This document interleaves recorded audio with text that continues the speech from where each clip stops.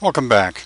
What I have here is a video that will cover an approach for creating the individual memorandum development assignment that was due on Monday night.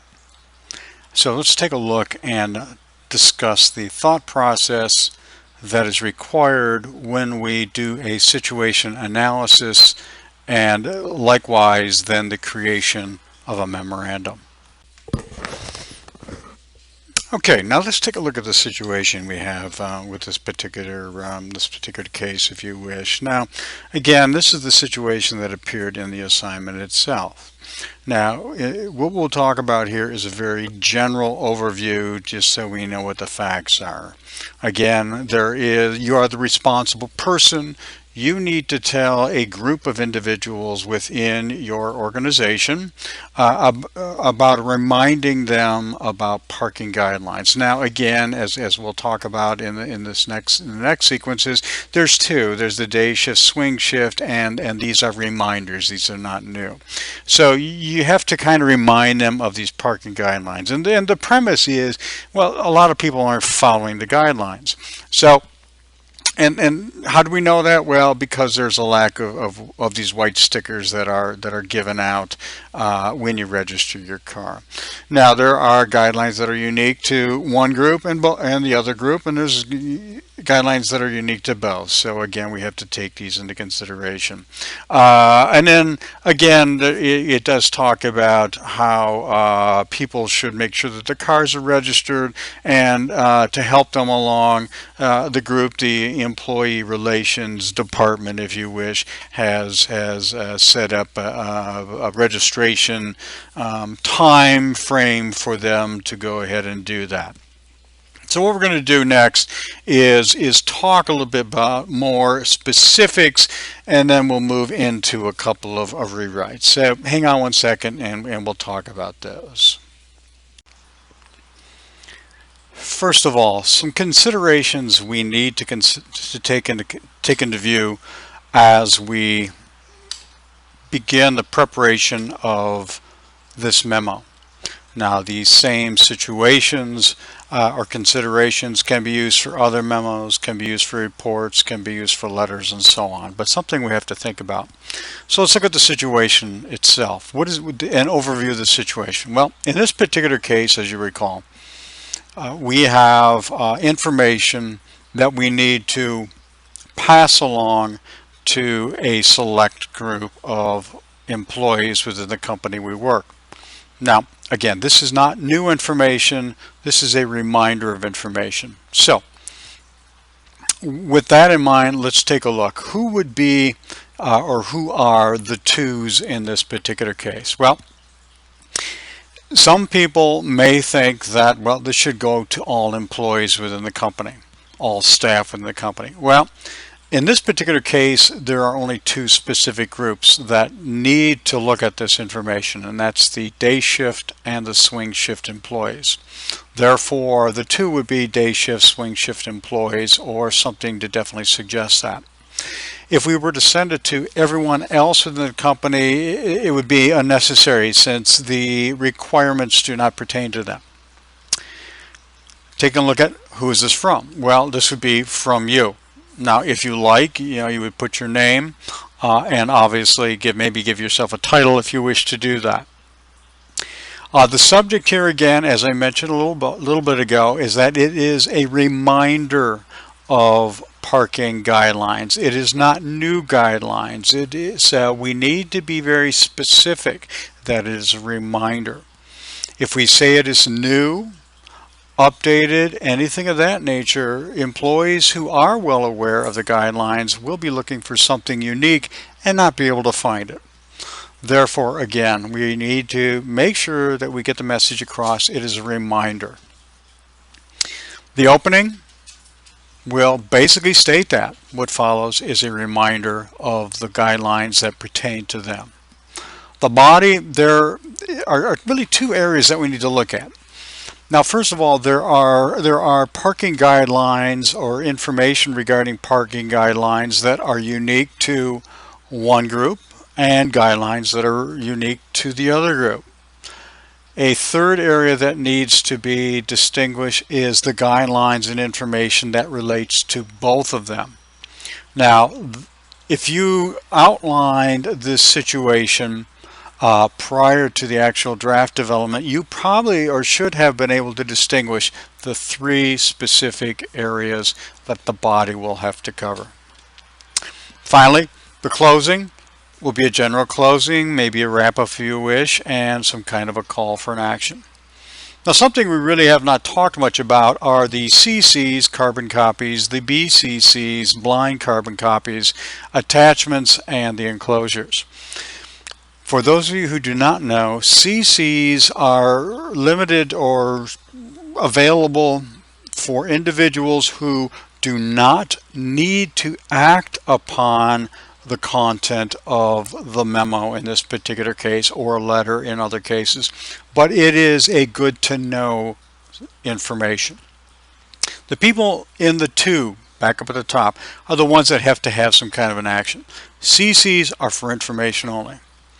Now, BCCs, blind carbon copies, are very unique and frankly not used often. Or seldom used in most cases.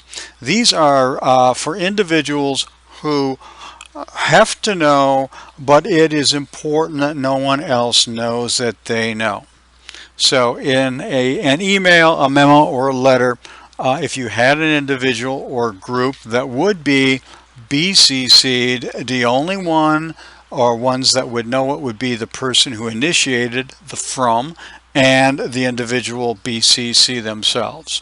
Now, if you were to have multiple BCCs, neither one of those or none of those would know the other has been BCC. Attachments and enclosures, I see this very often as being interchangeable. Well, they're not. Attachments mean basically it. Something is attached to, in this case, the memorandum. So it needs to be physically attached. That could be a staple or a paper clip, the most common. An enclosure, on the other hand, means there's something that is along with. It is typically something that may not be able to be physically attached. Possibly maybe a large document, a book, could be an item, but it has to be along with. So in an example of a memo with an enclosure, you would have the memorandum and the document item possibly within an envelope, maybe a box or something similar to that. Okay, let's move on and take a look now at the particulars. I have three examples here of how to write these. The examples are from very basic yet acceptable formats to a more advanced and, shall we say, exceptional or beyond expectation format. Let's take a look. The first one here, sorry for the elongated version, but the first one here starts very simply with the word memorandum. All memos, again, should have that. I have a date. Okay, the date is a little dated here, but I have used this in the past. So it is, we have a date followed by to, in this case, would be day and swing shift employees. You could have day shift employees and swing shift employees, but you cannot have all staff or company members or anything. It needs to be very specific. The from, in this case, I have my name. I made myself Director of Human Resources, and as you can see, there will be a signature. Again, hard copy memorandum must be signed in ink, or it is initialed in ink. The subject here I selected was Parking Guidelines Reminder. Again, short, sweet, to the point. My opening is very short. In this case, I just one line takes care of it all. I could have started with the purpose of this memorandum is to remind you about the parking guidelines for our company. Let's talk about individual guidelines that pertain to select groups. I could have said something like that, but in this case, I used a very short, sweet, to the point sentence that really covers all those. In this case, as a reminder, please adhere to the following parking guidelines. The body begins, and I selected day shift. And the reason why I selected day shift was because up in the 2, I start with day.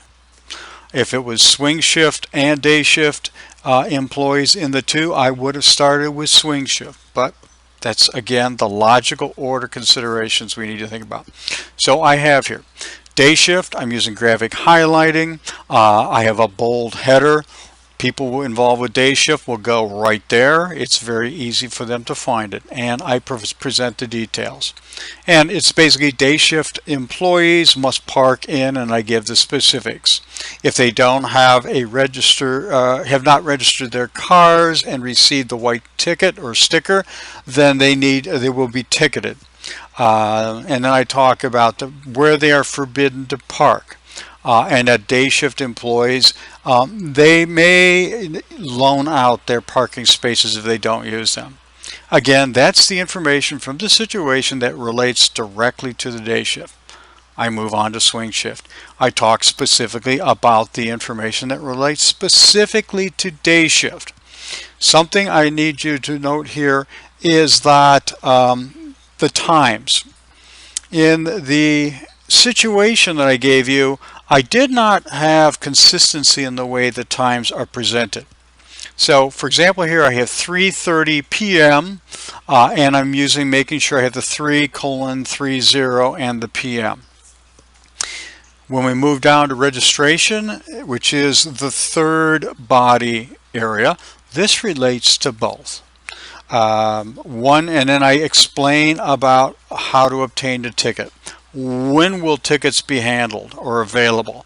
Note here that I have in here the date and the times. Now, for this purpose, there is a problem with this one, and I'll be more specific. I did not put in here, I have May 12 and 13. What I needed to include was the year. So if this was a current, it would be 2016, 2015, but month, day, and year. Don't do as I did here. Unfortunately, it is incorrect.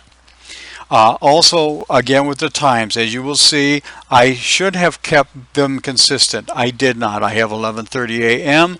to 1:30 p.m. I could have replaced the TO with a hyphen, which would have been fine. However, when I talk about 3 p.m. to 5 p.m., what I should have done was had the 3:00 p.m. dash 5:00 p.m. Actually, I don't need the p.m. next to the 3, since the 3 to 5 is also in the afternoon. So again, you can see how even mistakes can be made without a very close proofing. Finally, I close it up. Very simply, I say questions. If you do, who to contact, how to contact, phone extension, and then a polite courtesy thank you. Now, I did put a CC in here, and I CC'd employee relations. Employee relations is mentioned above in the memorandum, and the reason why I am CCing them is because of a courtesy notice. Now, employee relations, if it was an individual like Bob Smith, I would have had Bob Smith employee relations, but in this case, employee relations is now aware that the day shift and the swing shift have been reminded of the parking guidelines. So again, other than a couple of little issues I pointed out, this would be a perfectly acceptable paper. Now, would this have been a perfect paper or memo? No, it would not. It would probably be on the high end of meets expectations. Let's take a look at some ways that we could improve this visually. Not so much content, but visually that would have boosted it into the exceeds expectations. The next one will show you. What I've got here is basically the same memorandum. What I have included here is a chart right in the center. Now, as I might have said, a picture is worth 1,000 words. A chart is worth 1,000 words. Charts would work very well with this particular situation. We have guidelines, we have day shift, swing shift, and there's a relationship. So the chart matches up quite nicely. If you can put information in a chart, do so. but do not try to put information into a chart if it is not appropriate. Okay, so I have the chart. I do have some superscript information as necessary. Sometimes that can be a distractor. Again, it all depends on how much. However, as you can see, this chart or this particular memo is far easier to read than the previous one. Well, I wouldn't say far easier, but it is easier to read than the previous one. Finally, the very last one is unique, and the reason why I have this one is because there are instances where information within a company, not only is it distributed, but it can be posted. Posted, for example, on bulletin boards, in lunchrooms, near time clocks, wherever the case might be. So this next one would be ideal for something like that. What I have here is a Venn diagram. Again, it is a form of a chart.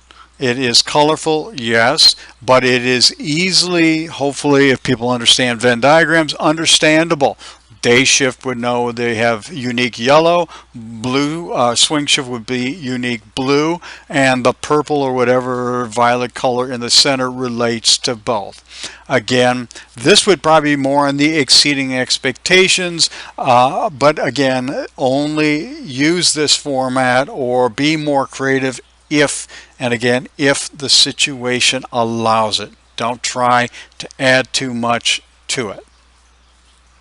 Some people may think this is fluff. Well, no, it's not, because the fluff really is not necessarily in the design, but content. That's where the issue is. Okay, folks, that's about it for this particular exercise. I hope this helps understand, and you should be seeing the results of your submission shortly. Thank you. Talk to you later.